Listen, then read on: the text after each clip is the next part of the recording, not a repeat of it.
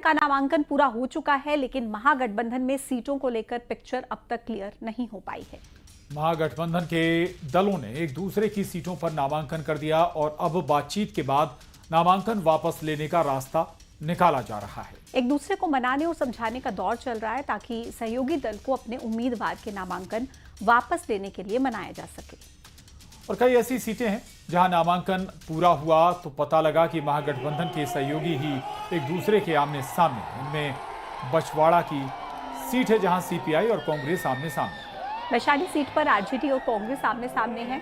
Gowda Boram seat पर VIP और RJD उम्मीदवारों ने पर्चा भरा है, लेकिन मुकेश सहनी ने यहां पर अपने भाई को उतारा था। लिहाजा आरजेडी ने चुनाव आयोग को लिखा है कि उनके उम्मीदवार के नाम पर विचार ना हो, लेकिन अभी यहां भी तय नहीं है कि उम्मीदवार वापस होगा। रोसड़ा सीट पर सीपीआई और कांग्रेस आमने सामने हैं। लालगंज सीट पर आरजेडी और कांग्रेस और राजा पाकड़ में सीपीआई और कांग्रेस एक दूसरे के सामने हैं।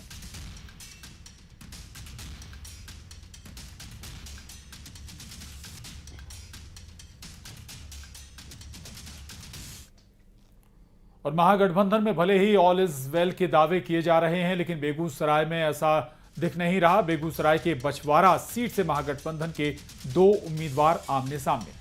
दरअसल शिव प्रसाद गरीब दास ने कांग्रेस के सिंबल से नामांकन कराया है, तो वहीं अवधेश राय ने सीपीआई के सिंबल से नामांकन कराया है। और जब दोनों से बात की गई तो दोनों ही उम्मीदवारों ने नाम वापसी से इनकार कर दिया।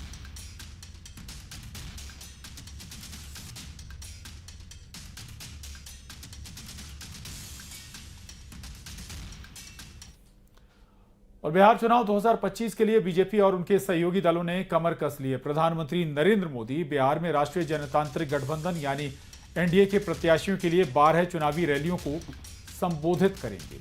इन रैलियों का उद्देश्य एनडीए के पक्ष में माहौल बनाना और मतदाताओं को आकर्षित करना है। ये मोदी 23 अक्टूबर को सासाराम, गया और भागलपुर में प्रचार करेंगे, जिसके बाद 28 अक्टूबर को दरभंगा, मुजफ्फरपुर और पटना में चुनावी सभाएं होंगी। फिर 1 नवंबर को छपरा, पूर्वी चंपारण और समस्तीपुर में विशाल रैलियों को संबोधित किया जाएगा। जबकि 3 नवंबर को पश्चिमी चंपारण, सहरसा और अररिया में भी प्रचार कार्यक्रम होंगे।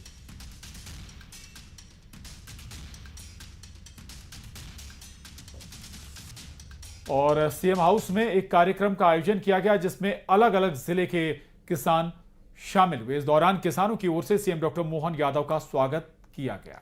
किसानों को संबोधित करते हुए सीएम ने बड़ा ऐलान भी किया है। वहीं सीएम डॉक्टर मोहन यादव ने कांग्रेस पर हमला बोलते हुए कहा कि कांग्रेस की सरकारों ने किसानों के लिए कुछ नहीं किया। उधर सीएम के बयान पर एमपी में सियासत हाई हो गई है।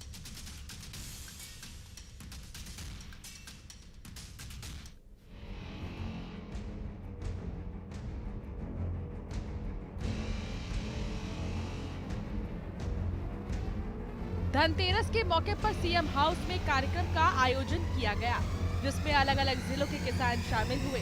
इस दौरान किसानों की ओर से सीएम डॉक्टर मोहन यादव का स्वागत किया गया। किसानों को संबोधित करते हुए सीएम ने बड़ा ऐलान किया। सीएम ने कहा कि प्रदेश में किसानों को अब 10% राशि पर सोलर पंप मिलेगा। 90% राशि सरकार देगी।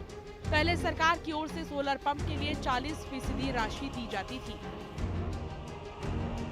हमने तय किया है कि हमारे किसानों के लिए अगर सोलर पंप लगाएंगे तो 40% पैसा नहीं लेंगे, केवल 10% लेंगे। लेकिन उससे भी आगे बढ़कर मुझे बताया गया कि वो जो 5 हार्स पावर का कनेक्शन देता है और अगर वो 5 हार्स पावर पे सोलर पंप लगाते तो थोड़ा पानी कम आता है, तो एक पायदान उचका दो, एक सीढ़ी बढ़ा दो। तो जिनके कनेक्शन 3 के, वो 5 का भी सोलर पंप 10% में ही देने की घोषणा करते हैं। इस दौरान सीएम ने कांग्रेस पर बड़ा हमला बोला। सीएम ने कहा कि कांग्रेस ने किसान के बेटे को कभी सीएम नहीं बनने दिया। कांग्रेस ने किसानों के लिए कुछ भी नहीं किया। कभी किसी किसान के बेटे को मुख्यमंत्री बनाए, अरे मुख्यमंत्री तो छोड़ो, कभी सोच भी नहीं सकते।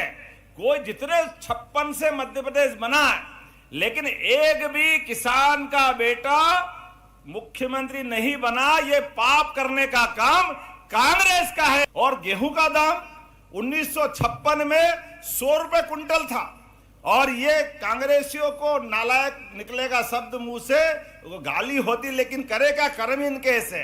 2002-03 तक केवल 500 रुपए, 55 साल में 400 रुपए भाव बढ़ा है। ये पाप किसके माथे? ये कांग्रेस के माथे। सीएम के बयान पर एमपी में सियासत गर्मा गई है। कांग्रेस ने सीएम के बयान पर निशाना साधा, तो वहीं कांग्रेस के आरोपों पर बीजेपी ने पलटवार किया। मुख्यमंत्री जी, शायद आपको ये संज्ञान नहीं है कि मध्य प्रदेश को किसान प्रदेश और किसानों के लिए बेहतर प्रदेश बनाने का काम कांग्रेस की सरकारों ने किया है, और लगातार जिस तरीके से किसानों को छलने का काम आपकी सरकारें कर रही हैं और लगातार छलती आ रही हैं, लाठी डंडों से पीट रही हैं, खाद की लाइनों में खड़े किसान पिट रहे हैं। कांग्रेस पार्टी ने किसानों को केवल धोखा दिया है, इसीलिए मध्य प्रदेश के किसानों ने कांग्रेस पार्टी को ठिकाने लगा दिया है। भारतीय जनता पार्टी और डॉक्टर मोहन यादव लगातार किसानों के साथ हैं। एमपी में किसानों के नाम पर सियासत शुरू हो गई है। कांग्रेस और बीजेपी की ओर से आरोप प्रत्यारोप का दौर जारी है। Bureau report, news 18।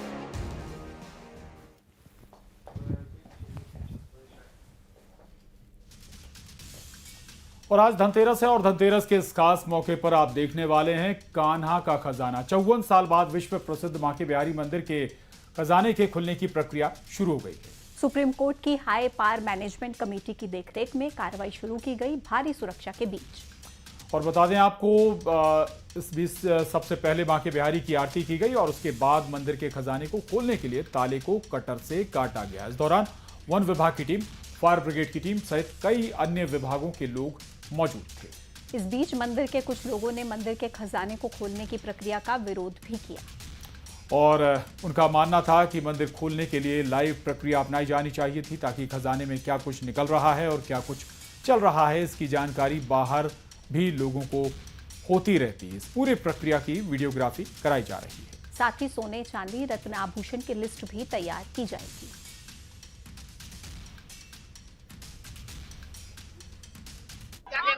मैं चाहता हूँ कि टीवी बाहर लगती, आप सबके लिए लाइव होता कि अंदर क्या निकल रहा है क्या नहीं निकल रहा है। ऐसे क्या मालूम पड़ेगा आप लोगों को क्या निकला क्या नहीं निकला?